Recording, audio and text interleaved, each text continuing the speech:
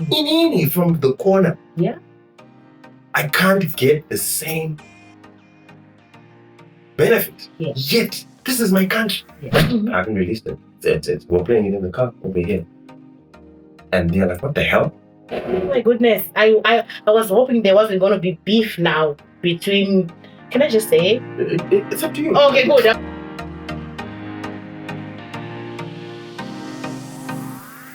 Hi guys. How are we doing? Welcome to yet another special episode of Keeping in Touch with Lucky. Special. All my guests are special. But this one, guys, is specialist. Specialist. No offense to all the other guests who've come before. I love all my guests. But this one, look, guys, let me not keep you waiting. I have the one and only Sanii Makhalima. Welcome, Sanii. It's like... How are you? It's been a minute. Yes. Yeah. Welcome to Perth. Thank you. Yes. But Perth is, I thought it was going to be warmer. It's sort of like Melbourne now. Okay. Yeah, it's been raining and it's been Perthing. It's not, it's been Melbourneing in Perth. So, True. So, I mean, everybody's been like, oh, it's going to be hot there. You got to carry your jacket. You got to whatnot, because at night it gets cold and all that stuff. And look at that. But, thank you. No, yeah. Perth weather is closer to Zimbabwean weather, I would say. Right. But it gets too hot. I think that's why there's that notion that Perth is hot. Yeah, it is hot, but in summer. Yeah.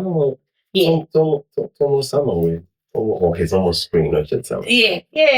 No, it's a beautiful place. So welcome. This has been a long time coming. It is. We've been talking about it for years. Years now. Yeah, it has. I'm just you're the one that don't want me to come to Perth. No. You might try to that one who Perth. True. By force, by fire. So we have to Perth, No, I'm so glad you came and thank you for making time to be here because I know you've got a... For you, to Thank you. You're very special.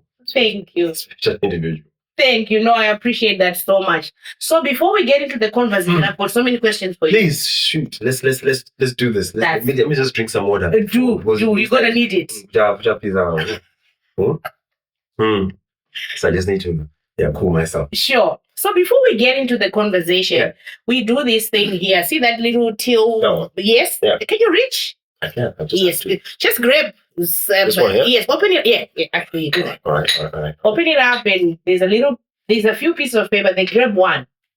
What are these? Are these questions or? I don't know. You tell me. Yay. All right, I'll grab one. Grab one. I'm just gonna put it here. Yes. Yeah. All right. You open it and have a read and answer that question. It's just an icebreaker. Wow. Okay. What does it say? If you could have any new skill instantly, what would you choose? Oh yeah, that's easy. Okay. That's easy. It's actually what I'm trying to. It's the next chapter of my life. It's not yet in motion, but it's actually something that I've been one of my dreams. Of course, we're going to talk about dreams and music and everything. But I want to be a pilot. I want to fly planes. Yeah, so that's something that I'm actually working on right now, and that's the skill that I'll choose. Yeah. I don't have to be Captain Sanii Makhalima. Yeah, good morning, folks. My name is Captain Sanii Makhalima. I'm taking you all the way from Hawaii. See you, but I'm going to tell you. Yo, that Mr. Makhalima, you can do a song. Yeah. So no, that is actually the skill that I would actually pick instantly. So it's an easy question. Thank God. And that's actually what I'm honestly really trying to work at this moment in my life. Wow. It's just the money cost and sure. Yeah, I'm sure you know how much it costs. It's like a fair bit. Yeah, 200,000. And then you have to, see how everybody else is gonna survive while you're doing that because it's a whole it's like a whole day thing. True. 8 to 5 for 2 years. So there's no time for you to hustle at the end so that you can look after you. Yeah. Yeah. So it's a bit of a challenge. Wow, that looks, honestly, I never expected that. Yeah. Not that I expected any less, but that is incredible. I hope your dream will come true. Yeah. So, what is this a childhood dream you had? Is it midlife crisis? What is it? That is a very, very good question. I'm one of those individuals like that is who's got 100,000 dreams. So I'm one of those people that I think life is an experience, or rather, it's a collection of experiences that make one life, not one life to to have one experience. Yes. So because of that, the experiences are then broken up into departments or compartments, being dreams. So at one stage, I'll dream to be that, and then it's a checkbox in my life. Yeah. Once I've attained it, then I'm almost like, okay, been there, done it. Yeah. I'm bored now. What's next? What's the next stage in my life? What's this? Oh, okay, I want to do that. Let me try it. Check. Next. So the Sanii that you see today will be 10 different versions of Sanii that you saw 20 years ago. Not because of mishap or lack of focus or direction. My focus is I want to enjoy my life. You see, people say you live once. No, you don't live once. You live every day. Right. You die only once. So because I live every day, I must live every day in as many experiences as possible. And those experiences, like I said, are dreams. So I dream as much. So if today I want to be a pilot, let me be a pilot. Tomorrow I'll wake up and tell 2 years from now, I'm tired. Like, I just want to go on a cruise ship for another 2 years. I just want to sail the world. You see, and some people are like, that's stupid. Okay, to you it's stupid. Yes. But to me, I've ticked what I want to do with my life while I still can. Because my life is like I said, is a collection of my dreams, collection of my experiences. That's what I call my life. Keyword being mine. Yeah. Which is where you find out that push comes to shove. This is where music is one of the dreams, right? One of the experiences of life that I'm supposed to have, and that I would like to have. Yeah. But when that experience for me and that season has come to full circle, I move on to the next one, and this is where I think some of these questions that you're gonna ask for me, of me, if you bear that in mind, I'm sure if you understand this from the beginning or keep referring to this, then you'll understand most of the questions that I think. Well, I don't know what you're gonna ask me, but I'm pretty sure like music related and as to why this and why that, and I will be referring to this circle of life as to how I interpret what my life should be and what my life should be for me. Yeah. It needs to fulfill me because I've only got one life. True. You see. True. So that's what it is. That's what it's all about. Wow. Now that is incredible. There's a whole podcast just in there. I can put these questions away, and there's so much in there that you've said. That is quite interesting. And thank you for sharing that. I always say that, yes, our life today is a collective of so many experiences we've had, some good and some bad. Yeah. But this is what shapes us. Yeah. So back to the Sanii of back in 20 what? When did you step into the music scene again? Was over 20 years for sure. 1999. Yes, 1999, 2000. 25, 26 years old. Yes. So that young man, what was his dream though? That young man's dream, when we started, when I say we, I'm going to talk about just as a representation of I would call the urban groovers. The urban groovers, as we say. It wasn't a situation where we're looking for, as we say, fame or be. It was never that. It was, our challenges were different. When we started, our biggest challenge was just to get played on radio. So, Kugori's Weba Radio, it was like one of those big lifetime achievements. It was like a dream. It was like, that's me, kind of situation. So the dreams were very, they sound small today because of where we've come. But at that time, it was very hard to get onto radio, to have your song get played on radio. It was very hard because radio was it was just the place to be. I'm not saying that it's not the place to be right now. Don't get me wrong, but it was extremely hard. You know, it didn't. There was no social media to compete with radio. There was no internet, like YouTube and stuff, to TikTok to compete with radio. Radio was where everything happened. You know, where all makuas happened. If you wanted makua about Lumgisani, you'd get it on radio. True. If you wanted to find out what's happening where, which party or which place to go to, it was radio, newspaper. True. So getting onto those platforms, it was not as easy as people would look at. So you find out that, like I keep saying, just to get your song on radio, it was such a big deal for us. It was such a big deal. We didn't know. I'll speak for me now. Yeah. I didn't know that getting a song on radio would be, one, very difficult. Number two, it would then be a situation whereby it would make me famous. I never even thought about this thing. It's going to be famous. It's going to blow up. So it was just a matter of, oh, man, maybe as artists, I think we're a bit egotistic. Like I want to hear myself on radio. Sure. I want to hear my voice playing on the radio. And there's also nothing wrong with that. So that was what drove the young man 20 plus years ago. It was I just had a voice, I had a talent, and I just wanted to be heard. And everything else came after each checkbox. Like I said, you follow in the beginning, everything is a tick. Yeah. So the tick happened. You would, have you heard in radio? Oh, okay. Now we've been heard in radio. What are we dreaming of? Hey, man, I would like to be probably in it, have the most popular song in the country, number one on radio. Okay, how do I do that? And then that happens, and you're like, wow, and you're like, I want to be number one on all radio stations. Wow. Oh, wow. Okay.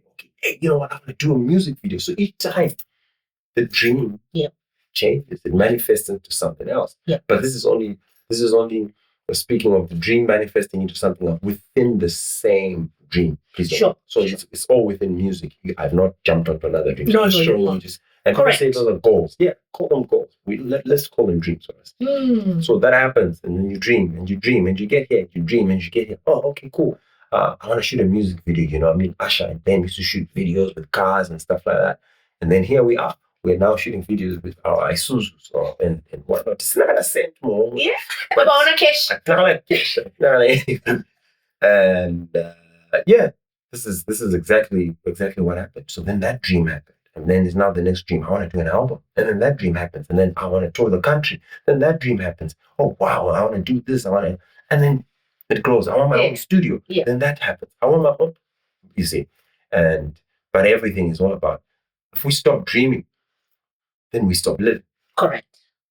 That's what it is. So all these dreams are within the same dream. Oh, it's still the same, just levels now. Yeah. Yes. And then now when you decide to dream something else, okay, now we have a now that's another dream now that you're having. See, that's a total. Then you start from there to that, Obojan 1, maybe 4, Obojan, stuff like that. So that's exactly what it is, No, that's wonderful. So I remember listening 1998 or 1999. Usadaro was the hit for that. But I think that made that your first hit. It was my first hit, but it wasn't my first song. That was my point. Yeah. That's the point I'm making. Yeah. To say that's a hit. Everyone now knows Sanii. Yeah. But when had the journey started? Oh, my God. How many songs had you written prior to that? I wrote Usadaro prior to that. Maybe Usadaro, by the time it came out, I think maybe 6 years before. Wow. It had been adapted or in between from the time that it was conceptualized. But when I started music, it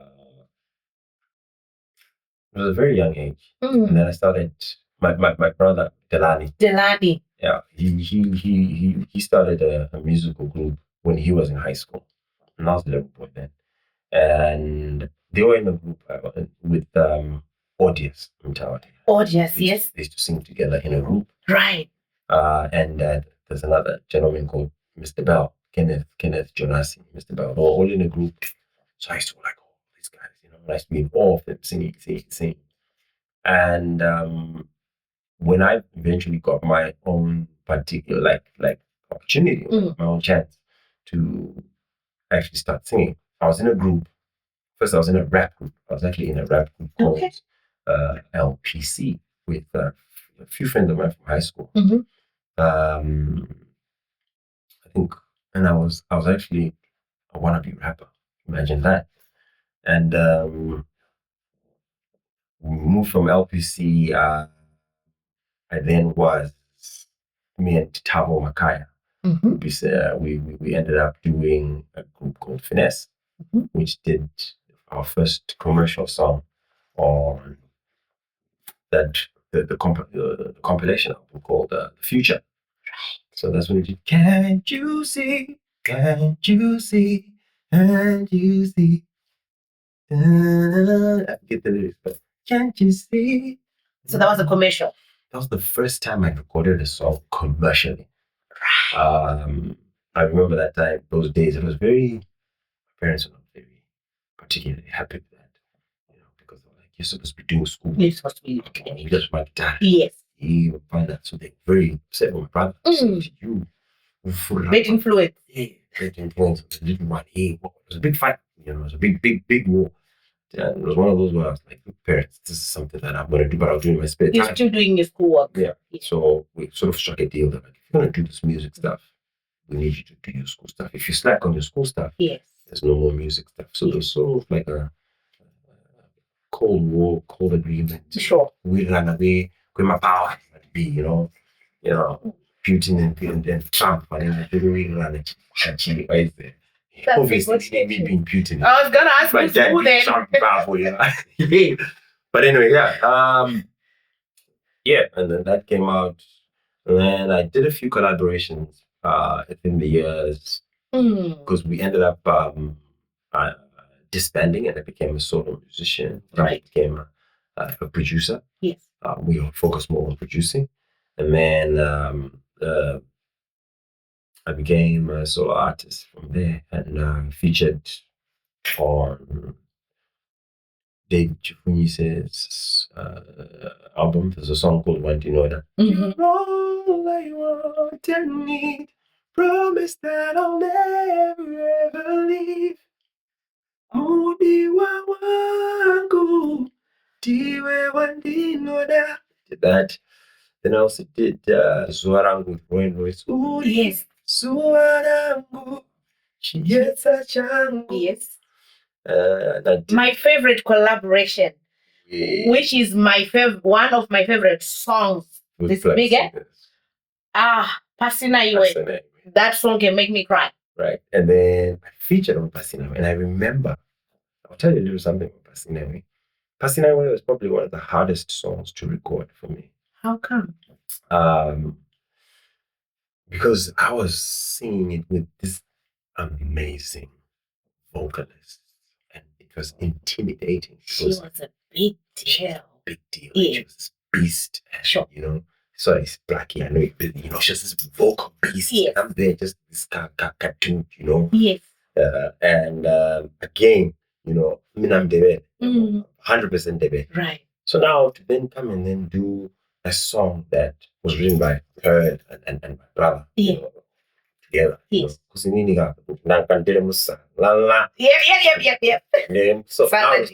you're telling me to be singing this Shauna here, and I'm thinking, guys, like, right. What's up?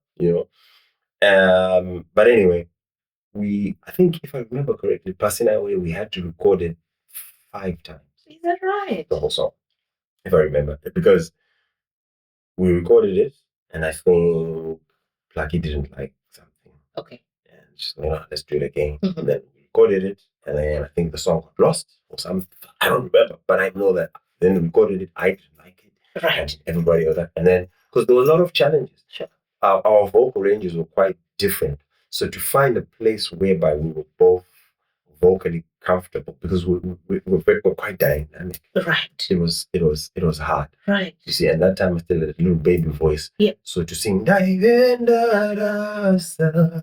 was quite low, But then if we take it up, it becomes too high for Black.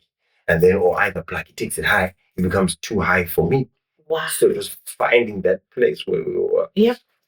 Where we could both sing the song. Equilibrium. Yeah. Yeah. Yeah. It was quite hard, but it's probably one of the most enjoyable experiences musically. It's one of my favorite songs. Not your song.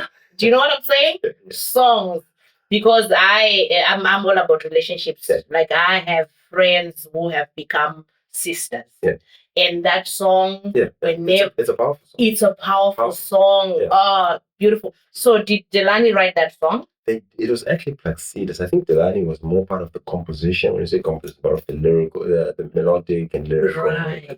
But he produced the song.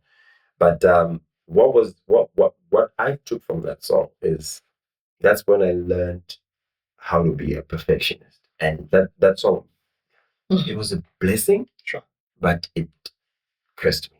What do? When I say curse, I'm talking about good curse. Don't be wrong. Push out of your comfort zone. It really showed me that you have to be, nothing gets released unless you're 100% happy with it. You have to do your 100% best. The mediocre is not good in studio. You have to do above and beyond. So that song pushed me and pushed me and pushed me. And from what I learned from that particular song, it's something that I have applied throughout for every song I've recorded till this day. The art of perfectionism. If the treble is too high in a song that I'm trying to mix, I will not release it. I'll turn on, I'll go back. No matter what people around are saying. No matter what period of the song it is, whether we're releasing the album tomorrow and we've not done the master, so that treble, if the bass is too loud, that bass. Wow. Because once it's out, it's out. It is. You can never take it back. So True. I will always hear that mistake. True. That's and we're always our toughest critic. Yeah. But other people might say, "Oh, this is fine." Yeah. But for you, is that one thing? I'll always hear it. Yeah. No, I understand that. I'll always hear it. Yeah. So your songs, do you write all your songs, or did Delani write? I'm trying to understand what inspires your music. Look, in the beginning, I predominantly write 80-90% of my songs. Okay. Right. I'll tell you that. The songs where I've had contribution from Delani in terms of songwriting are, funny enough, the songs like Usadaro. Okay. Yeah, he helped structure the way the verses, the melody for the verse, because I'd written the choruses and stuff like that. But those are all his melodies. So we had to then put words to his melody because he gave the melody for that. So there was melody and then you put words to it. Yeah, that's how it's done. So he's part of the process. We wrote Vella. There's a lot. Speaking of Vella, yes, I have a bone to chew with you. You know this. You please tell the people. Can I have another drink? Yes. No, honestly, I wasn't going to bring it up, but you did. Yesterday you were performing at Cause it's lovely, beautiful performance, by the way. And then I was standing right there. And then I didn't sing Vella. And did you not hear me saying, please play Vella? I heard you. And you're like, nah. No, it's not that. It's what happens is that you read the situation, you read the crowd, and you read everything that's there. I'm the crowd. Yeah, you're part of the crowd. I hear you, but you're not the only one in the crowd. No. Hold on. Mr. Makhalima. I'm ready to fight. I'm like, what do you mean? Plenty of songs I didn't sing. All right. Sure. I didn't sing Passing Anyway. Oh, yeah, you did. I didn't sing Jose, for example. I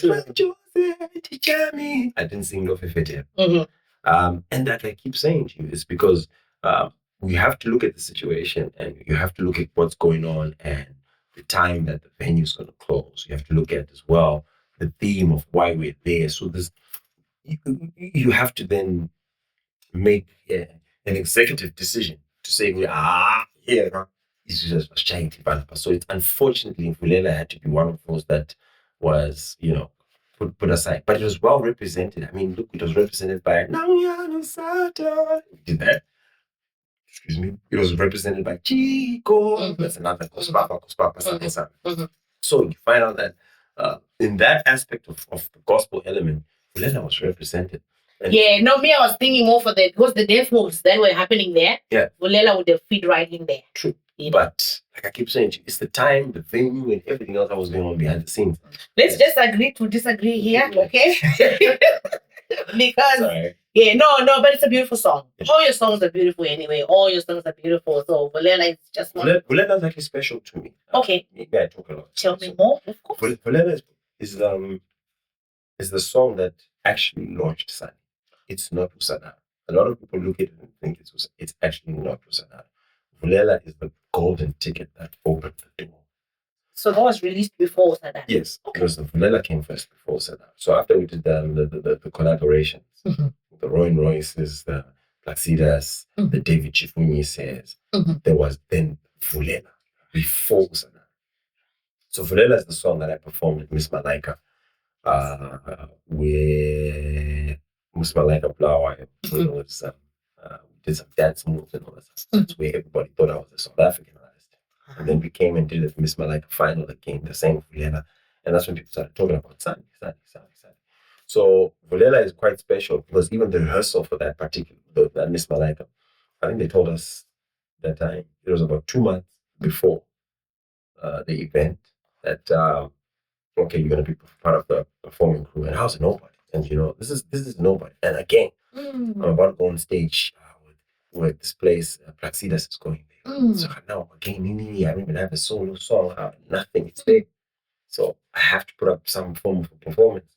Anyway, me and a couple of my friends of mine from the neighborhood were rehearsing, did dance steps for Vulela, but they stayed in Northwood, in Mount Pleasant, and I stayed in Groombridge. So it was it's about five odd kilometers. Sure. 4 or 5 kilometers. So I would jog all the way from my side of Groombridge to Northwood. But while as I was jogging, that's when I was singing Vulela because I was trying to practice, get my lungs to get used to dancing and singing at the same time. So every day, we used to do these rehearsals every day. So I used to run there 5 days, sing Vulela. Running there, get there, practice for about 2 hours, and then run back singing the song. Singing again. Yeah. So that's why Vulela is special because the effort that I put in for Vulela, for my lungs and for my own mental and stage work, it was a lot because I had to train my body to be able to sing and dance at the same time. It's not something that I could do full on because Vulela is 6 minutes long. So 5-6 minutes long. So that's why it's special. So when you see me not doing it, it's not that I don't want to do it. It's just I'm reading the situation. Unfortunately, it has to, over to you. Still not happy, but anyway, move on. No, thank you for sharing that. No, that's beautiful. So it is a special one. But do you have a favorite song? Of all the songs you've written? I do. Which one? I do have a favorite song. I've got 2 actually that top the list for me. Okay. One is called Kananada. Okay.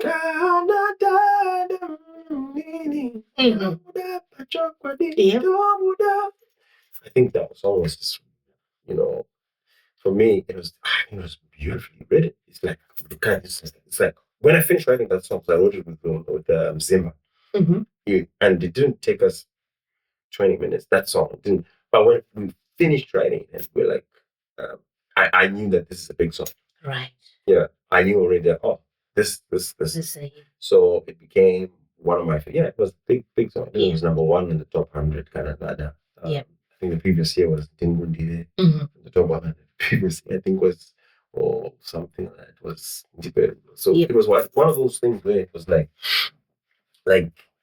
it's well written for me. So it's for me, it's kind of song I'm like, I couldn't have written it, as Sanii, my style and my music. I couldn't have written it any better. I couldn't have sung it any better. My second song, so these 2, I can't say second because they're at par is Cheta. Okay.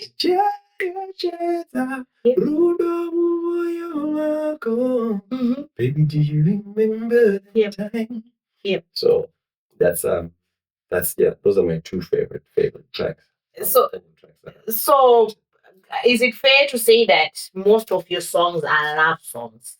I don't want to say all. Yeah, no, it is. It's like if you look, this is another thing.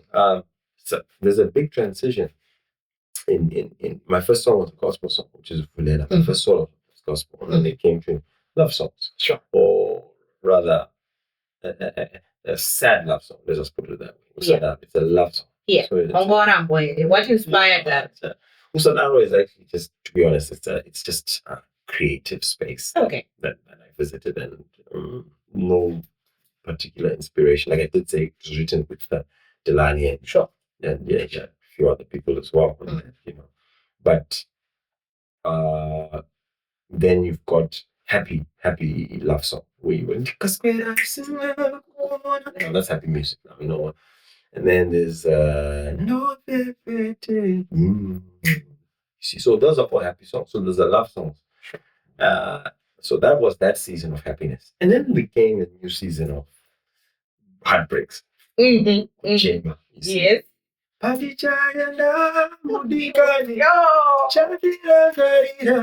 you know that song? I got to know of that song when don't say what I think you're going to say. Okay then. Was it online? Social media. Social media. There was a couple that were going through what they were going through. And then that song, you know, that's how I got to know of that song. Yeah. And then I was like, oh my goodness, I was hoping there wasn't going to be beef now between. Can I just say? It's up to you. Okay, good. I'm just going to say. There's no beef. This was Olinda and Stana when they were having their whatever they were going through at the time, and then that song came out. Oh, I don't know. Is that when it came out, or that's when I got to know of it? No, that's when it got. The song was out. And then I think Olinda used the song in one of her posts or something. Yes. And then I was tagged by a lot of other people saying, "Oh, did you see this? Did you see this?" Yes, I know. It's such a beautiful song. And then I think if I remember correctly, I think I did a video for Olinda regarding that. I think we spoke or something like that. I'm not too sure. Sure. Don't quote me on the chat. Yeah. It's been a while. Yeah. Yeah. Me, because I'm all about help that song, to be honest. Yes, it's a beautiful song. Me, because I'm a relationships person, like friendships and all that. Like, oh, I hope there's not gonna be tension now between Sanii and Stana and all that. You know, but it's a beautiful song. Yeah. Another one that I wrote that Mzimba. Mzimba is very prominent in one of, not even one of it, like practically my best friend. My brother. From another mother when it comes to music, and, you know, he's most of the songs, you know, he helps me get the deep Shona in up. Right. Like I said to you in the beginning, me and him. Yes. So Shona sound. Yes. No, but your Shona is very good. So I'll now say Janet. I want to say Janet. This is like this. I'm like I was just like this. I needed to rhyme. It must make sense. It does sense. Yeah. You know. So that's how we talk. So we actually sit down and we sit. And the beat will be playing in the background, and he's penning there. So I would pen over here. Then he says, "Nah, don't say it like that. Say it like this." Then he puts some lyrics over there, and we sit.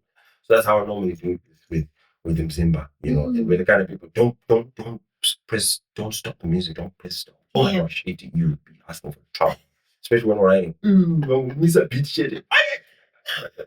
The problem, because you stop the creative. True, the momentum. You stop. So we just let it loop.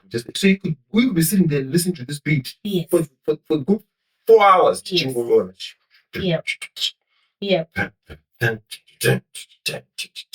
Yeah.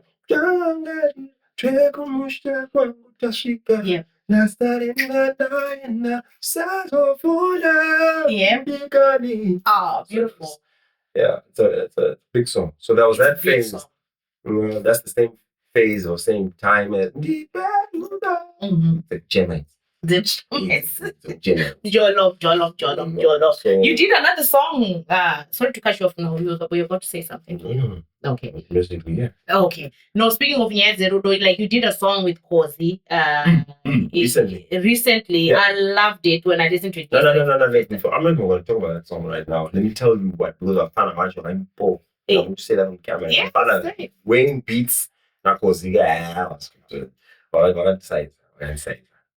Now let me tell you what happened. So I've known Kozi a couple of years. Kozi is now calls me bloodshot, waterman. Tinauti muika kualbum launch. Anoziva how because it was.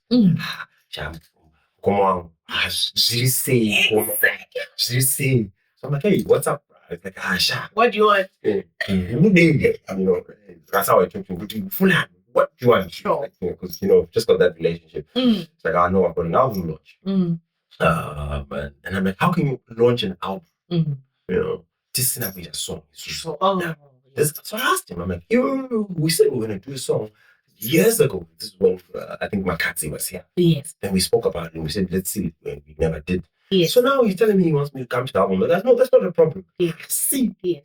How can you want to launch an album without us guys doing a track together? He said, Maresa. So I tweeted say, and I said, no, send me a beat that you've got. I think the first beat that he sent me, it wasn't exactly flowing with me. And I said, you know what? The perfectionist in you was not feeling it. It wasn't, it was not songing. So for me, so I was like, but this is good, but I don't think it's my style.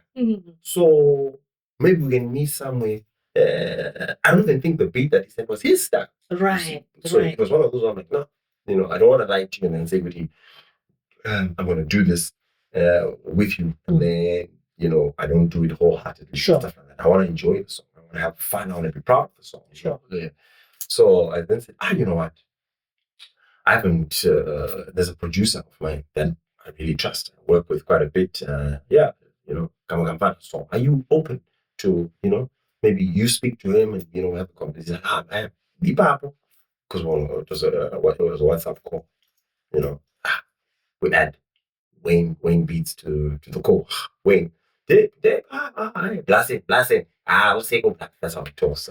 Wow, much number Wayne. When I wanted a jingle for this, do you remember? Yes, you see. Yeah. You know Wayne. Yes. He's like mine. He's a I trust him with my vocals. Yes. Not many people know about my vocals, and I trust his production. Right. Anyway, get Wayne on the call. We're there, the three-way call.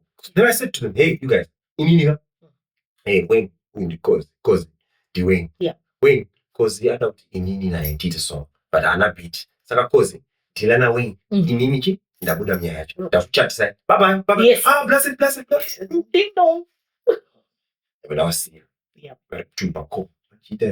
Sure. I've introduced. You've done the justice. Yes. So in the place, they need some marriage, the counseling, the ceremony. Yeah.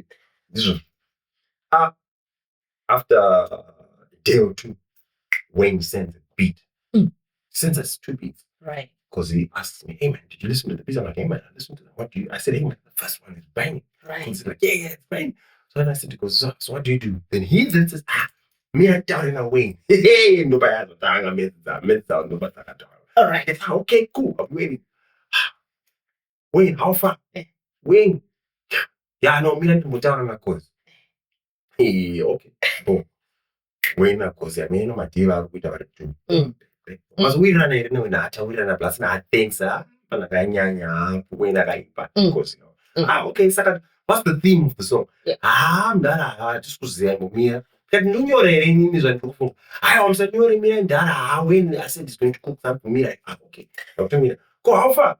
I win a bigger something that I made it more to get it. Because in a way, not just I don't record a song. I don't record a song like you. People the win how far winner is no cause I don't think the messages have. I'm going to teach you with a song here because function, launch is happening soon. Sure. Because I don't want. Now, little did I know because now wait, my way run up to you. Wait, because Abba, I got the good. Mzio. Right. Bashandraginga aiwa atimsiye usamrekete atitanga so. Isusu tinototanga isusu. Like tatanga isusu atimpe nguva yakawanda. We don't give him no time. Very short time for him to record don't publish and I got the perfection. So I don't know what to intro for hotel. I'm not anything. But this I don't know sound. Guys, what's going on? Don't be and now time. Wasn't just I do it and a producer one. Yeah. I'm a dwelling on you. Nothing. I'm not telling you what man was so. Anyway. about a week and a half before launch. To me, a beat, my vocals, of course, sounding vocal, what's going on here? When you tell her, catch my feelings, baby, not being anymore. I'm like, whoa, this is bad. This is good. This is really dope. I think that on me, I mean, okay. Now I've got pressure now. Yes. To write and record. Yeah. In a short space of time. Because when I mix a song, I don't master song, I don't have an album. Sure. So that we can go to album launch. Sure. Okay. So how I pay the name here? Goes in a way. I pay it. I'm now thinking, what the hell? These guys, not to record. I scribble, I write, I go delete. I can't. Tell them what how do I compete with this? Yeah. I have a one size. Anyway, I record this thing, I sent it. Now, no, what is I'm recording? Now they're not like, listen, it's really saying. Because they can't. How far? You need a foot tech. You say, yeah, the same man. Yeah. So I'm coaching get higher. The video, Babano. Not stress. Not stress. I just see from my channel when you are. So take our phone, because he laughs. And I want a big laugh. Don't even call me. Don't call. Oh, God. I was stressing with phone after later on. Come on, so deep by you. What can I say? And I recorded my vocals. Sent through the vocals to Wayne. And then the song is out now. And then we shot the video whilst we're here in Perth. So there's a video. There's a video. Right. We're just having fun. Yes. It's all about having fun. So yeah, that's a big song. I love the song myself. So do I. Yeah, I heard it yesterday. Definitely pushing it and promoting it, and it's good to to have fun with people that want to have fun and good energy. Absolutely. Good energy. And I love your relationship, the two of you. I call you double trouble because I'm a one. The two of you, remember last time when you came for Makazi, you guys, I was thinking, oh my goodness, what are they up to this time? But I just just clicked, that kind of relationship. With very few people in life, we just clicked. And it's been an amazing journey. Because even when it came to Melbourne, wherever we chilled, hung out, everything and stuff, and we talk. So it's been so she catch my feelings, right? Feelings. Yeah, tangu iseba chisalad. Babu pa chisalad. Because kind of time to catch that thing, it was in a street. Oh, gotcha. Because wakati wina papa neso wakantita mabantisa salad.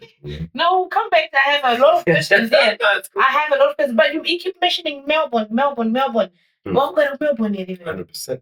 Right. People want to know because we last, majority of people last knew of Sanii Zimbabwe. Yeah. So maybe can you tell us a little bit about that journey? Like that was whatever you can. Zimbabwe was when I was last. I think that's now 7 years. Is that right? 7 odd years. I'm not one to make a lot of noise. Like I said, life is about experiences, and my experiences. Okay, this season for me over here has ended or is coming to an end, and I need to re-energize myself. I need to refine myself. And it just so happened that Australia was one of those destinations. I can't thank Courage Monga. My guy, he's my homeboy. He's my G. That Courage is my manager. Yes. But more than that, he's my brother. He was very instrumental to me moving overseas and coming here. And without him, his family and everything, honestly, I wouldn't be here. Oh. So I thank him quite a lot. Yeah. Me and him have a very unique your relation. But one of you think because they're bad, you should see me in Courage. Really? I'm yet to see the two of you together because I grew up with the same hood. Courage. No, he's watching. He's Courage is stubborn. One of the now we're very similar but very different. You know, I love his mindset. I love his heart. He's got a very big heart. He does. For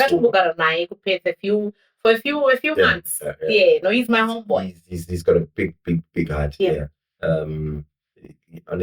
OCD. Yes. Yeah. OCD. He does actually. Yeah. But I've also got a bit of OCD. Yeah. But I love him to bits. He's my brother. And he's always had my back, and I always have his back, regardless. So yeah. If he's watching this, of course he's watching. He better be watching. He's not. Yeah, I travel by myself. Yeah. But no, I really thank him. It's because of him, primarily that I'm here. I'll be honest. No sugarcoating. Sure. Oh no, that's wonderful. Thank you, Courage. No, he's a good guy. Yeah. No, thank you, Courage. I remember there was a time when I got a message from someone. They were wanting you to perform at their event and all that. And you said to me, "Oh yeah, that's good." And then you said they can talk to Courage because he's your manager. Yes, Courage manages all the affairs. And then come at diplomacy. Yeah. Yeah, now I just correct. So if Courage doesn't see, if you don't convince Courage, then because you waste that time. We have to talk. Yeah. Waste that time. If you call me, it's like. Yeah. No, which is very good. I think it's also you have to do that. And I think we spoke about this at some point on the phone that you also have to have my boundaries with people because people then and then people then say, no, do that. There's a lot of things why you do that. Because when things go south. Yes. And then at the end of the day, you attach the artist to whatever language, let's just put it that way, that has gone wrong. For example, let's just say there was poor sound. And then the artist is upset. If the artist then says, Shanghai sound, what's going to happen is that even though the function is going to move, sure, everybody there will then be saying, can you imagine? I'm actually sound. So, now in English, looking on the manager. I wish I got a sound. That is like what's going on with the sound. Sure. You were like what's gonna end up happening. Hey manager, we are yes. Manager Boss manager, peace walk you. Yes. It's like he comes and brings diplomatic energy. Yes. And this is what happens. So the manager is very, very important because they not just represent the artist, but they also filter and shield the artist cushion. You see, and the manager acts as the level-headed one because only my emotions. Sometimes you don't think logically. You say things out of line. You think irrationally. Correct. But manager is no, because he are grounded. So but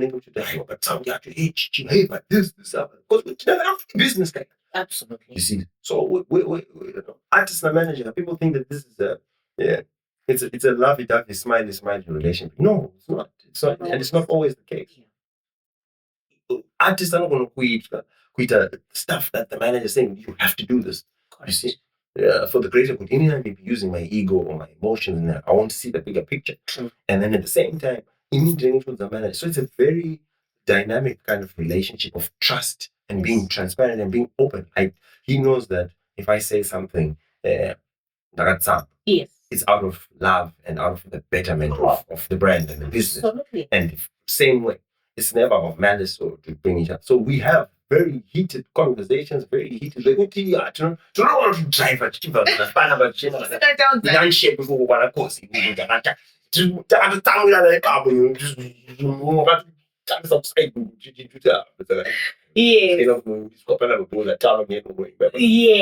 happens.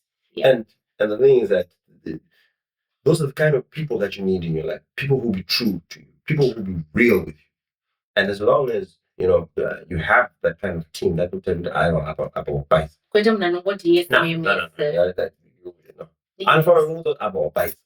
This about this that you're doing is not right. Yeah. This will not do. you need that person. Yeah. I have a similar relationship like that with my boss at work. Yeah. I always say to her, look, there's some things that are better coming from me than from her. So I understand that, manage the dynamic because but if it comes from me, it's different. It is a different way. Yeah. And my investment in the company is, I'm fully committed, but I don't have emotions into it. Yeah. Which is why. That's exactly what I'm saying. There are times where it's not always manager and artist. Yes. You do it up, you laugh it up, my meals, best friends all the time. Are you? You do kikiri up and down. And so it should. And conflict is good for for growth. So that's why I keep saying he encourages my brother. So yeah, no, I respect him for having those tough conversations with me because I'm not easy to deal with. I'll be honest with you. Is that right? I'm not easy to deal with. He knows it. Because I'm a perfectionist. So I got it. So he knows that and I'm one of those that I just so I understand. I did like what? And once I say that, it's very hard to bring me back. He knows that okay, I'm see. What I'm this? What I'm this as a show. And then you'll be like, hey, and then you'll be like, okay. Okay. 5 reasons why. Logical reasons. Yeah. Make me understand why. Sure. And if I can't make him understand why I'm making those 5, then what I'm saying is correct. And this is the kind of relationship you have. Yeah. Yeah. No, that's good. I like that. I love that very much. I know Courage, like I said, we grew up together. Our moms were good friends. His mom went to the UK and all that. And he's my guy. So proud of him. So then thank you for sharing that. So are you still making music? I know you are, but look, I am. Yeah. I'll put it this way. Yes. People always say you don't release music anymore. Maybe not. And let me put it this way. Everything is a season. Mm-hmm. And the season of releasing a song every month isn't here. It's not now. So you can check that season out the window. Sure. I'll tell you that. Is it safe to say that is gone? Permanently? I don't know. To release a song every month? Yeah. No, I've never released a song every month. But I'm just saying the frequency of releasing songs, it's 100% not the same. Okay. Because of the season of where I am in my life. I mean, what I want to do. You want to be a pilot now? With my other dreams. Yes. So I'm now like, this dream that I've done. Sure. Over these dreams that I want to achieve. Yes. I don't have time to invest in things that I've done in my life, that I've ticked and achieved. And this sounds, like I said, you have to watch the beginning. Sure. If you haven't watched the beginning of why I talk about dreams and seasons, you probably won't understand this point. So it's that transition to say that it's not that I don't love music. It's not that I don't want to do it. It's just that on the scale of everything else in my life, it's not as important. Sure. That's simply what it is. And because it's not as important, it drops down the precedence, the priority that it comes down. And that's honestly what it is. So when I release, I release. When I don't release, I don't release. It is what it is. Yeah. But I will say on that note that there is new music that's coming. I've got a lot of songs. I think Wayne, that's another reason why Wayne was telling me, of course, to do exactly that. I think Wayne has produced 8, 10 of my tracks. I've produced myself. I've got another, I think, 20 something. So I've got in my computer maybe about 60 plus songs. Some have been sitting for 8 years, 10 years. Wow. I got a song called My Libong, which I did in 2014, 15, 16, somewhere there. I don't remember that. I haven't released it. We're playing it in the car over here. And they're like, what the hell? And I'm like, oh, yeah, by the way, yeah. It needs to be released. Yeah, I know. So, but it's not as the top of your your priority list. No, it's not. Okay. Music is I love it. Yeah. I'll do it, but I'll be honest with you, it's not on my on the top of my priority list. I've got other things in life that entertain and I want to do, and that I want to learn and want to experience. Yeah. And unfortunately, I'm sorry. It's not that I'm not saying I'm not releasing the music. I'm just letting you know that truthfully, the frequency of it is not going to be the same as it was 10 years ago, 5 years ago. Yeah. Because I, as Sanii, am in a different space. Yes. I'm in a different space emotionally. I'm in a different space spiritually. I'm in a different space mentally. So all those things affect the music. No, yeah. That's fair. That's fair. So I think you sort of touched on this in the beginning when we were talking about just getting airplay, on the radio. Oh yeah. Back in the day, even today, it's not something that is easy. But now, of course, with the rise of social media, TikTok, and all that, it's gotten easier for upcoming artists. Yeah. Would you say that you guys, when I say you guys, I mean your voices, Mercedes, and all that, do you look, Jonathan Moore, can we just talk about it for a minute? Right. But because I remember there was a time when it was mandated that it has to be 100% local content. Yes. Can you speak on that for a minute? I will speak in all honesty, and that 100% local content is probably the best thing to happen to Zimbabwean creative space. I'll say ever, because I'm still alive. Yeah. And I say that with truth and honesty. And I will give my reasons as to why.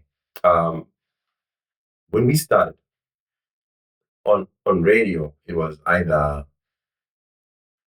the late Dr. Oliver, Msele, sure, maybe a bit of South African music, and then to compete in America, and Asha, yes, and Arcade. Yes. It was like tough. Now to get that kind of, kasong kapo or to go to bedroom studio, Marco without the same kind of equipment, it's not hard. Yeah. Now, and I just want to take everybody into a little, back into time, because everybody's always got reservations. When you look back now, but this, but that, we respect that and we understand that. But I'd like you to look at the time that these things was happening. We didn't have anyone to learn from. We were learning ourselves as we were going along. You were the pioneer. So we were making the mistakes that everybody else comes to say, because of the fact that we had to learn from experience. Sure. There was no template. We were the template. Yeah. So the reason 100% I would say is or was extremely beneficial, and it's something that I am forever. To be honest, I don't think I'll ever change my position on that. I am a child born of Zimbabwe. I'm a Zimbabwean son. Now, it is my birthright for my people, and I'm saying, look at this from a creative space. It is my birthright, right, to have the benefits of my country, to reap from it. Now, such benefits include media space. Sure. Okay? Media space being TV, media space being radio. Now, Inini is somebody born in Zimbabwe. Why must I compete on an uneven playing field with someone who's in America, who does not come here, who does not come and doesn't even know, Mbari. True. But the person is on radio, on our radio, Inini from the corner. Yeah. I can't get the same benefit. Yeah. Yet, this is my country. Yeah. Now, put it this way. Even if I take my music, that's it. And let's talk about it 20 years ago. Why did they listen to No way. No way. But, can a son always go? Where the hell am I going? Where am I going to get my expenses? If I'm not getting my charity begins at home. In your home country. Where am I going to get it? So this was the concept or the idea behind it. people came and said, quality actual, quality this, and this. And no one has ever disputed that. Cool. But Rome was not built in one day. And there's no change in any society that does not come without any scars. Oh, sure. So this was the teething, the skinning stage, the battles. Battle scars. So you find out that yes, the quality wasn't good. Yes, and everybody complained. But that wasn't the picture. The picture wasn't at that time, the problem wasn't, rather, let me not say problem, the direction wasn't trying to fix quality. The directions were trying to even out and give our Zimbabwean daughters and sons an opportunity to make something out of their creative talent. Oh, and boy, did you guys impress. And then from there, we'll then build and improve on it to what it is today. Now, so without that, you don't have a starting point. You can't start at perfection because you've got no place to grow to. Yes. You've got nothing to aspire to. Yeah. So we all have to start somewhere. My videos, my showers, my camcorder, all that stuff. Now we're recording on 8K. Correct. We're recording on red cams and things like that. But all these things, they used to be out of such reach for the ordinary filmmaker. Those were movies, the cameras that they used to use in movies. Yes.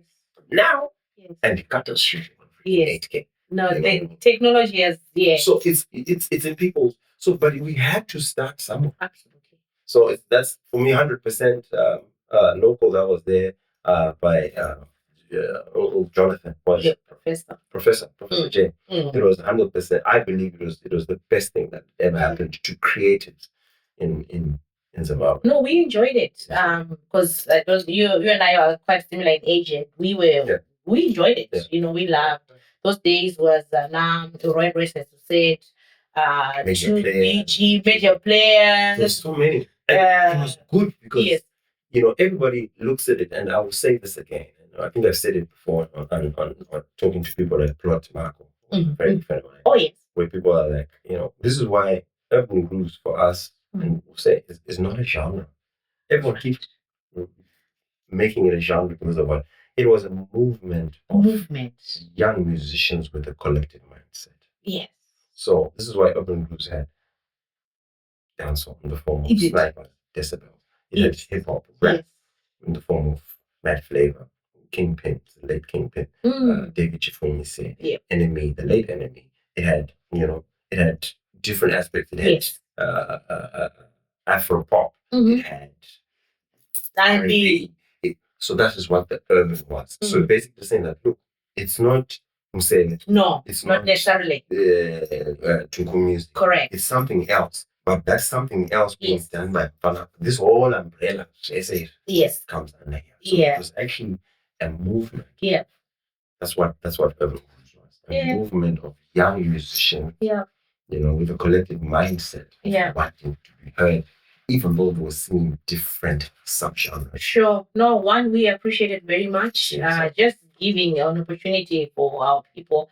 Me, if anything is Zimbabwean, I'm there. Yeah. So, I was a bit young then, of course, I didn't quite understand yet, but we enjoyed the music. So speaking of some of those guys that you've mentioned, are you in touch with any of them? Are you still friends with some of them? Well, I know Jelani is your brother, so that's a given. I was talking to him just earlier on before I came here. Yeah. Leonard Mafumu is in the music industry. Well, he's besides him, he's like one of my best friends. Okay. Not even one of his, actually. Leo is my guy. Right. He's my guy. Yeah. Extra large. Maroja. We're like this. Those guys. We're like this in Maroja. Okay. Especially Jimu Manjes. Yeah, I talk to Jimu quite a bit. So I'm close. Who else? I haven't spoken to Rocky in a bit, but we do talk. Who else I'm trying to think of guys like that, but like Roy. Yeah. Roy and Royce. Yeah, people want to know where they are. I mean, it's not your place to tell us where they are, fine, but I think are they okay? They're all right. I think Roy is in South Africa and Royce I think he's gone back to Zim from Namibia. Right. But, I speak to, well, I used to, well, I haven't been in touch with him in a bit, but Tongotunana Mahi. That is Roy Conway. When you're sending each other reels, that's how we communicating. Yeah, but I do speak to pretty much most of the guys that we started with. Yeah, we do have some form of communication. That's good. Yeah, there was something on TikTok maybe a year or two ago. Did you do a collaboration with Black Series, or you? There was something on TikTok that I saw. What happened is that she did the Pasinaiwe challenge. Correct. That's the one. So then I saw it and I'm like, oh wow, actually, Oh yeah. So people were doing it, and I saw it, and I'm like, oh, because I hadn't seen it. Yeah. I'm like, oh, how do I jump on this thing? Like, it's like, oh, it's a message, like, if I remember. She's like, no, jump onto TikTok. Then you do this, because you need that technology. Sorry, guys, I'm not. Yeah, I think I'm there on TikTok. I think because I didn't have an account. I'll just wait that follow up. I think an account and everything. So I'll be honest with you. Yeah. So I do know that I've got a TikTok account somewhere, but so then Blackie then said, do this, and then I was like, oh, okay, cool. And it was for fun. I'm like, oh, because she definitely, I'm like, oh, it's my sister, let me do it. Yeah. Good old days, because that song brought back, like I said, I gotta put that song on Friday. Correct. So it brought back all those memories. I'm like, you know what? Yeah. Let's do this. And that's when we did that Fascinating. Yeah. It wasn't something that she we had discussed. It was a challenge. It was just a thing that she was doing, and then I saw it. Yes. Then I figured, you know what? Why not jump on? It's I remember this, and so I jumped on, and it was nice. It went, it exploded. It did. So that's the beauty of technology nowadays. It moved. I was like, oh, because I didn't do it to move. I just did it because I saw Blackie doing it. Yeah. The other people were doing it. Other people were doing Blackie on one side. Someone, I'm like, oh, wow. Yeah. Okay, how do we do this? How do we jump on this? Yeah. And that's what happened. So, yeah. It's good. I enjoyed that. That's the beauty of music. It's lasts forever. Yeah. It lasts forever. So, just thank you so much for talking about your music. I think really, even though you do a lot of other things, but people know Sanii Makhalima because of your music. Yeah. So I think as we sort of wrap up, we'll sort of pack the music questions there. Yeah. All right. So there was a time you've sort of gone quiet at the moment on social media. Yeah. You're my friend on Facebook, and I'm no longer seeing posts anymore from you. Yes. But there was a time when there was when Triple C. What do you call it? I don't know why I want to say shit. Citizens Coalition for Change was doing its thing, and you added your voice onto that, which for me I think was beautiful, because I think when we've got platforms, big platforms like your one, people need to use it just to for things. Look, you can use your platform however way you want to use your platform, but also it was beautiful to see you using your platform as a voice just to support what was happening in Zimbabwe. Can you tell me what inspired you to do that? All right, why did you do that? Why not? Why did I do it? I'll ask you before I answer that. I'm just saying, why wouldn't you do that? Yes. As a Zimbabwean, why wouldn't you do that? Correct. So if we're gonna be sitting here and having or people are gonna be arguing about that, like left, right, and center, that's fine, that's all good. But look, I'll speak for me. I love Zim. All right, don't get me wrong. I love Zim. I love its people. I love everything about it. It's given me a life. It's given me my dreams. Music is one of my dreams, and without Zim, I probably would have never had that dream. Without people of Zim, they blessed me with that dream. Yeah. So I'm a very socially conscious person, and it comes it came a point whereby we need to be proud of our country. Yeah. We need to be to aspire to get us on the right track of what we can do or what we can potentially do.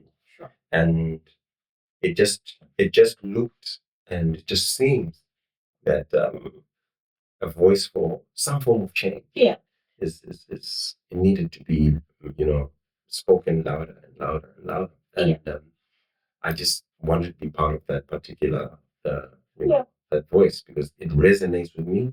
I strongly believe that we've still got a long way. I still currently believe that that there's a lot that we can change for the better. And it's not a viewpoint that can change for until I see some significant changes. Yes. But and I will not stop speaking. That promise or that hope, that desire for change, for good change. Good change. Just there's a lot of depression from our people, and a lot of sadness. We I think Zimbabweans are probably some of the funniest people in comment sections. I'm a comment section people, but as well, I think there's a bit of deflection based on a lot of mental stress that we go through on a day-to-day basis, and the only place that we can find solace is on social media, where we can just turn into these alter egos and these other versions of ourselves that are happy, but in actions, that's where we are. So the reason I said why is obviously, I mean, I love it. I from time to time I also put a message out there, but obviously I don't have a platform as big as yours. But the reason I said why is, well, you're not scared. Of course I'm scared. Yes, that's where I was headed, to say, well, you're not scared because we've known people who've spoken out to be victimized and all that. Yeah, of course it's scary. Right. But like I said, that I think I said it earlier on, or just a few, where I'm at spiritually and emotionally and energetically, like my whole essence, it's different. It's not about. I've not spoken out to provoke. No. I do not provoke anyone. I do not say anything bad. No. I just asked for something different. For a plan to be made for something different. And I don't think that it's bad in that way to say, sharp times when that's and these are people's rights. I don't think there's anything wrong with Absolutely. So, I did not go and cuss anybody. No. I did not go and embarrass anybody. No, it's just just speaking that. I spoke to say, look, I've had my fair share of rights in the form of depression and all these things. And, nothing that was sushi. Yeah. And that's not and is that such a bad thing to ask for? So now, should a child be afraid to say, Dad, I want a sweet today. It's Friday. Correct. Could I have a sweet? Yes. You see, what, So, and then they can say, when I say that, I need to say, hey, your shoulder is just top tier. So it's one of those that I did not insult. No, you did not. Did not. Yeah. Like I said, cuss or whatever. No. I just asked for a bit of, variety in the things that we do. Change comes over time, great stuff. But look, Saturday every day. Yeah. Yeah, we like it, but not every day. Yeah. Yes. And I want to have a choice. You see? Yes, so, I want to have a choice. If I choose to have it for 7 days, that's also okay. Yeah. But just knowing that I can have pasta if I want. Yeah. No, I appreciate that. That's all I'm saying. That's I'm just calling for a bit of let's do things a bit differently. Yeah. Let's just can't you see what's going on in the streets? I'm sure you can see. Sure. I'm sure you can see the general state of everything. Yeah. Look, let's just do something with a little more conscience. Sure. A little more heart in it. A little more love for one another. Yeah. That's what it is about. Yeah. No, I like that. I put a post the other time. I saw someone posted. I think it was Thomas Kijanji, my friend, so I can mention it. Thomas posted something there were some renovations that were happening at, I think, one of the hospitals. Was it Pareto or one of the hospitals anyway?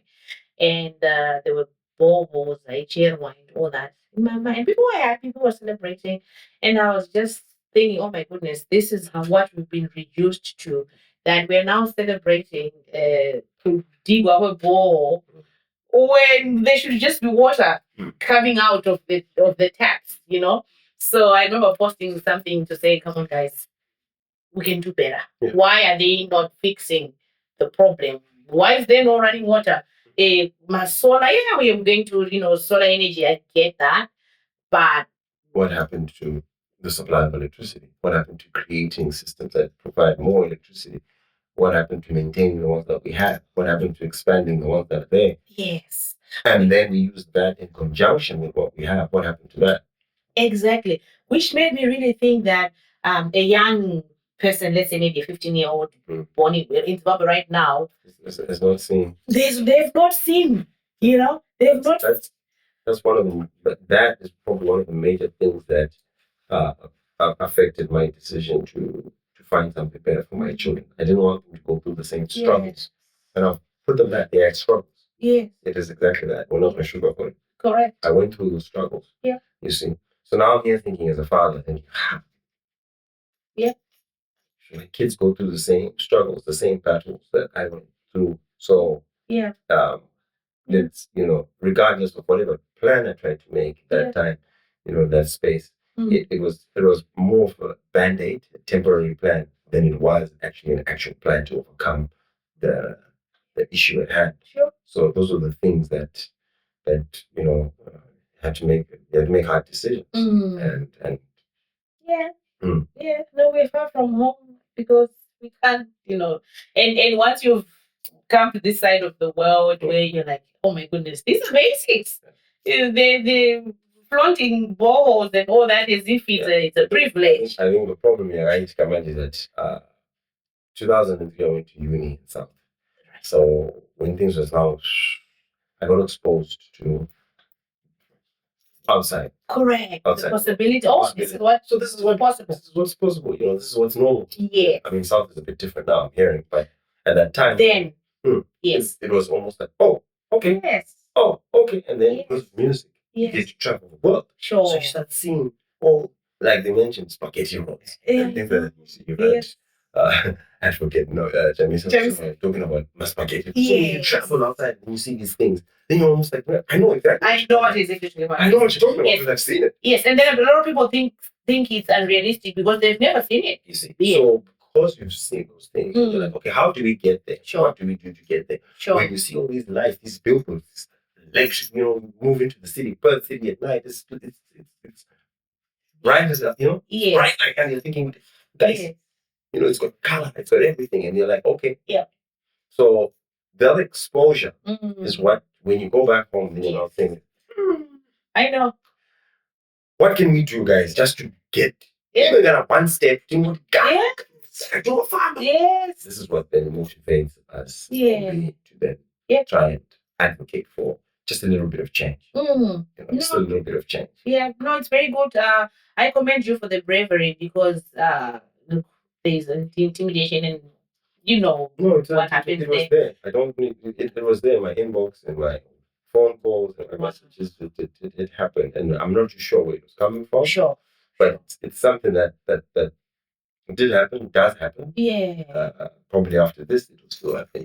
Yes, and what I liked though is you are now in Melbourne. You've got a good life, good life. It would be easy for you to just not worry about what's happening in Zimbabwe. So that's what really got my attention. I'm like, oh, this guy is. You know what? Let me show you something. A lot of people think that this started. I started doing that here. That's where a lot of people. Okay. Because it wasn't that way. Right. I was there in Zim when the shootings took place. The August. I was there when the fuel price act took place earlier on in that year, in January. I was at home. You were there. And if you look at my social media, right, it is filled with these videos, this information. And I was at home. Yeah. I've said these things from home. Oh. You see? Yeah. So it's not a situation where people can say, oh no, he then started, speaking with this conscience, relocated. No. Right. No. The social media is there. It shows you that actually this guy and consciously. You've always had that sense of, from when I was still back home. So it's a part of me that I carry with when I came to this. But I've always been like that. Yeah. So that's what just to correct, just a lot of people think no. Yes, I thought that, to be honest. No, it was I did it way before I left. That's good. Yeah, no, thank you for being true to yourself and fighting for adding your voice to a lot of other people who are really trying. Yeah. And we need more voices onto this. I don't know when this will end, but we need the more people speak. Hopefully, I think that we need, I'm thinking, should I say it? Should I not say it? I'm just thinking myself on my end. Take your time. I think maybe speaking doesn't. I think it's time to act. Right. When I say act, I'm not talking about violence. No. I don't. Don't condone. No, I don't condone violence. But I'm simply saying I think it's time that we get people in positions of authority that act on what they say, or that they act on their intentions and their promises. Because it's one thing for you to get my most valuable tool, my phone, and then you abuse it. Yeah. I vote for you, and then you break my trust. And this is what it is. I put trust in you that okay, cool. Yeah. I put my dollar on this horse. This horse is gonna bring some results. Sure. And then this horse doesn't bring results, and then now you start getting mad at me for asking you to be accountable. Yeah. That doesn't work. What the hell? It's like it's like you're gaslighting me. What the hell? You come here, you ask me to put you in the space because you want to give me stuff. I put you in there, I'll put you in the space, and then when I ask you, so how far? Exactly. Then you decide now I'm the one with the problem. Exactly. No, yeah. Like how does that even work? That for me, I do not understand that logic because I'm like, okay, you're there. Yeah. Because you asked me to help you to put you there. Yeah. And then, all right, granted, I put you there or I didn't put you there, but you're in that place. Yeah. But you're accountable to somebody. 100% you're accountable to somebody. Yeah. So, yeah. Okay. No, thank you, Sanii. I think we can go on and on and on. I appreciate your position on that, and it's very clear. And thank you. So I have, we're wrapping up. I always say we're wrapping up. No, that's right. And then we're not. So I want to ask you if you could collaborate with any. I know music is no longer top, but if you could collaborate with any international artist, who would it be and why? Terrace Riley. Okay. Is that from Blackstreet? Terrace, no, not Teddy Riley. Oh, Teddy Riley. Not Teddy Riley. Terrace Riley, Jamaican. I'm sorry. Okay. I think Terrace Riley is probably an underrated, if I should put it that way. I think they do underrated. I think he's probably one of the greatest, really good Jamaican artist, and I love everything that he does. He's a good vocalist. I think he's super creative and super talented. Okay. And I'm in awe of his talent. Yep. Yeah, his writing prowess, his vocal skills. It's just that I listen to it and I'm like, oh wow. Oh, he went there with that vocal. I'm like, okay. Okay, all right. And then I listen to the lyrics that he throws around. And I'm like, this guy. Okay. So he's a genius. He is. Okay, I'm gonna look him up. Terrace Riley, T-A-R-R-E-S. I don't know the name actually now that you say it, but I'll look him up. You definitely heard his songs. I'm sure. But that's the one person that I'll probably say, okay, do something with, Okay. Genuinely. Right. Yesterday you did a bit of Sungura. I loved yes, everything you did was just really good. Which brings me to this question: that what's on your playlist? What does Sanii listen to? Like right now, if I'm to take your phone, what are you listening to? Well, my favorite is in music wise. Yeah. Wow. To be honest, if I tell you what I'm listening to, you probably be like, no. Tell me, try me. I'm listening to audiobooks. No. Okay.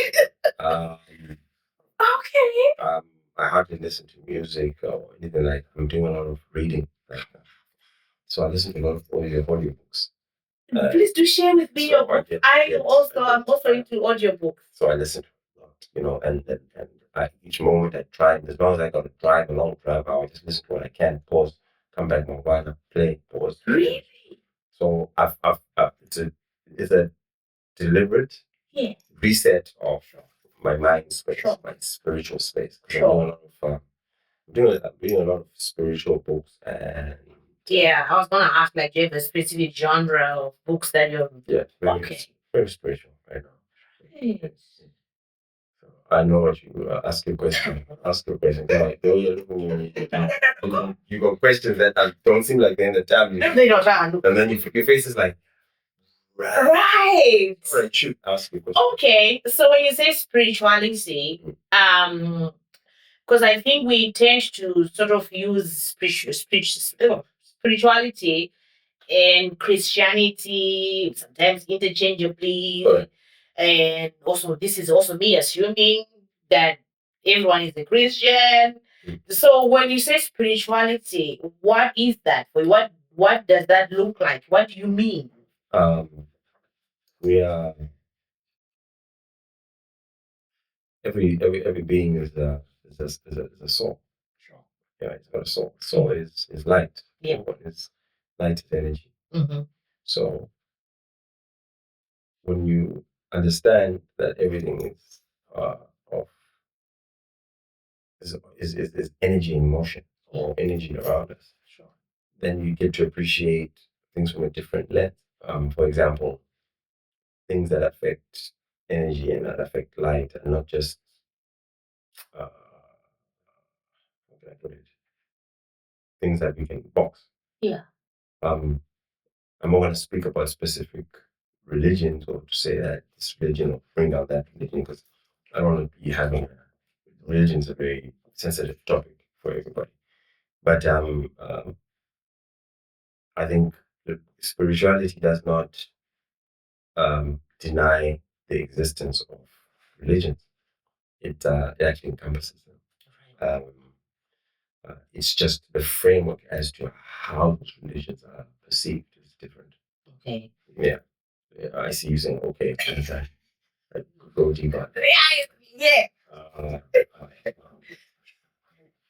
This I think this would have to be a discussion on camera because, like I said, it's a very sensitive topic. Yeah, and that's fine. Yeah. I'm learning a lot for myself. Yeah. Well, yeah.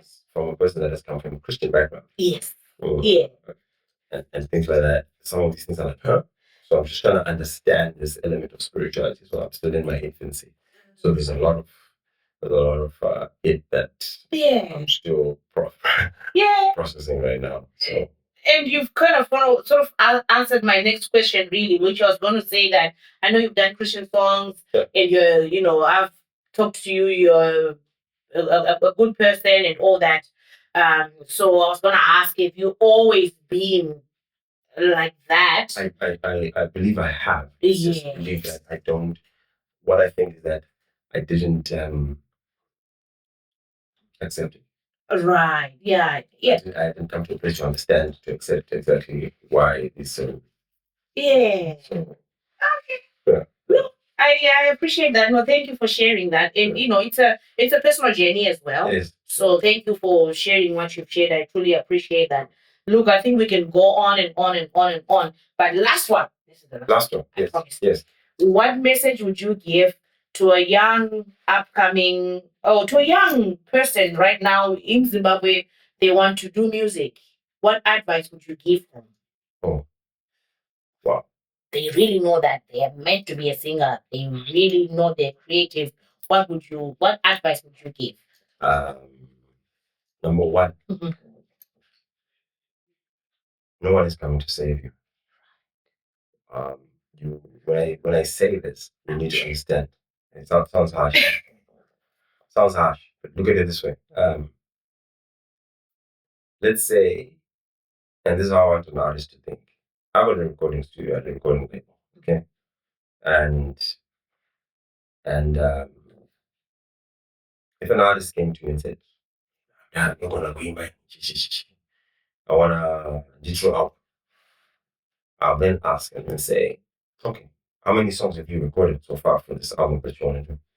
And if you say to me you have not recorded an album, I will not waste my time. It's a bit harsh, but it's like put it this way: if you don't have the capacity, the willpower, the belief to invest in yourself, then why are you coming to me to invest in you? Nailed it. So what I'm saying is that the artist needs to be able to then say, nah, I want to do an EP, 6 songs. Okay. Yeah. How many have you done? Yeah. I've done 2. Yes. One or 2. Yes. I look at you and think, you've sweated, you've gone through, you've done the heavy lifting, you've done what you can, and you need help to do that. I will help you. Yeah. Because I see that you're able to invest in yourself. Absolutely. Therefore, my investing in you is not an investment in you per se. Absolutely. It's just an addition to what you already have. Already manifested. Yes. Now, people want me or us. Yeah. Let's just say I'm an investor. Yeah. You're an artist. You want me to put my 50,000 US into your album? It's not with a cent. Imagine that. Why must I bear that risk? And this is what people don't seem to understand. Why must I carry, bring you to my studio, bring you to my one, and then tomorrow you start telling me on social media why not you run off? Yeah. So I need, and this is what I really hope artists can listen. You need to be able to invest in yourself to such a state that when you go look for an investor, you'll now be like, oh, okay, I can help you. Put it this way. Here, what does the bank say? Like, it's a deposit. Yeah. Oh, they don't play. They don't play. No. Bring your deposit. 20%. Yeah. You want to buy $1 million house, like, but tunes at 200K. Wow. Minimum. Not even this guaranteed. Minimum. Yeah. You then sweat raw overtime. Want to shift. We got to save now. You got money. Car finance will work. What it takes. So you have to go through that. For the bank to then say, you've gone through the fire. Sure. We believe what you can do it. Now, you can't get that 80%. Imagine. Yeah. You're asking them to invest, and they're asking you just for 20%. Yeah. You charge them. Yeah. It's at 20%. Exactly. And then if you look at it that way, house is serious. Absolutely. House is serious. You don't want the house because you can't even do 20% of the heavy lifting. Yeah. It's the same concept. So if this guy wants to do 10 tracks, can't even do 2 tracks on his album, why must I? Nah. Absolutely. So, no one is coming to save the artist. Yeah. The last point for the artist is that do not chase fame. Right. Do not seek validation because you will always chase it. Everything is a dream. You have to dream. Please, you have to watch the beginning to understand what I mean by dream. Sure. You have to dream. And when you then say, so I'll tell you an honest conversation I had with Kosi. I've never had an album launch for any of my albums in my life. Right. But Kosi is on his 5th album. Yeah. And I said to him, I respect you. Yeah. And I, I'm jealous of you. I envy you because you've had the steam, courage to go and put together an album launch. Then I said, because of that, my guy, you I believe is that I can see that you're worried about and I said, don't focus on that. Right. Focus it on me as Kosi. Sure. I want an album launch. So he focuses on his dream to have the album launch. Not about what people will say. True. Not about what which people will come. True. It's about the album launch. Yes. My album launch. That's my dream. Yes. So what is he going to do? Tick. What then happens in that regard when you yourself have got such a stance about what you want to achieve. You get sympathizers, empathetic people, correct. People who support People your buy vision. into the vision. I agree with that. They don't jump onto the fact that you're seeking validation. We don't care if you get 100,000 likes, 2 million likes, 4 million views. Yes. We don't care. They care about you, Lucky. Correct. You said you wanted to do this. It's going to fulfill your soul. Correct. It's going to be a checkbox for one of your dreams. Lucky, I want to be part and parcel of that. Absolutely. Yeah. And because he positioned himself that way, I'm pretty sure this was very successful for him in that regard. Like he came on board, I was on board. Yes. He had a lot of people here supporting him. Then he's like, oh wow. Yes. And this is not to say with him.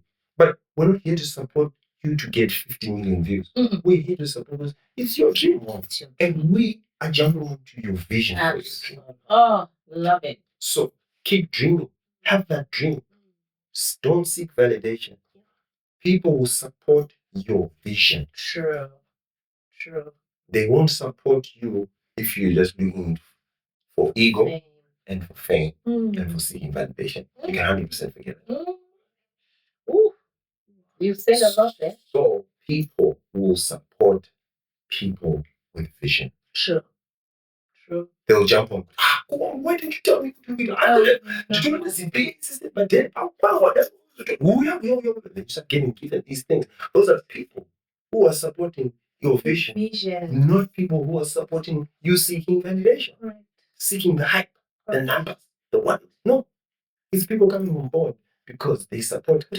Wow, she knows the wish. And then you have those situations. Now Hollywood, please. Oh, Mira, sharp, you afraid? Yes. All right. That's what happens. Very true. Because he can support your vision in his way. Yeah, absolutely. And that's the way that he can support. And all of a sudden, things happen. Because we're supporting a vision. Oh, you just said it. Dream. And people will support the dream. Speaking of that, thank you for supporting me. You were here. I'll go back on my notebook when I started the podcast.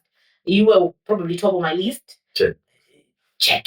That's what it is. Lucky, thank you. I've been meaning to come here. It's been wishy-washy. What was there? Yes. I was minutes ago. Yes. And yeah, but I thank you. I thank you. I remember, I'm going to say this over here on the podcast. I remember when I first came and I did that performance with my guys. Yeah. Was I saying it? Okay. Now I need the yellow tie, guys, for my function. You know, my outfit was I forgot my yellow tie back home. I'm looking at my bag, but I got a yellow tie. Where the hell? So now, like he's like, Sanii, yo, what's up? Yo, I can do what you need me to do. I can do anything. I'm like, I don't have a yellow tie, and I don't know where to buy. And this, I think I came late into Bethel in the shops. She's like, no, I know someone. I don't know where she got this tie made, guys. Yeah, I just saw my tie, you know, like, was it just before we moved stage, like, it's coming, oh my gosh. Thank you for that. No, that's okay. Thank you for that. I'm pretty sure if you go across this page, you'll see that video. It's there. We were wearing the yellow tie. Yeah. That's the tie, and I remember that. So, look, you supported that vision. I had a vision to want to wear the same colors and everything. Yes. And the yellow hair piece that I was like, or psychology, but yeah, thank you for that. Yeah, no, I think that we need to support each other. I always say that there is enough of us to make each other successful. There's no need to be competing. I can't even sing to save my life, but I see your vision. You're coming to support us. If I can help, I'll always help.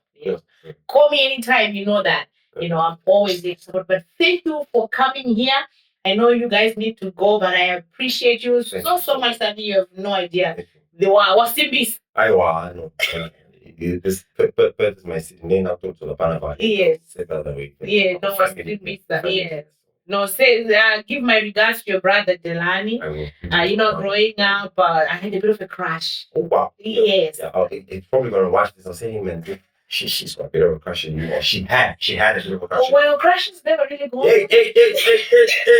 My mother, she's flirting. I tell you something. There was somebody who tagged me on a post, probably a year or two ago. He writes beautiful things on Facebook. I told him write a book, and he's being a bum. The guy is the emotional intelligence. He's a bum. No, yeah, he's watching DUI.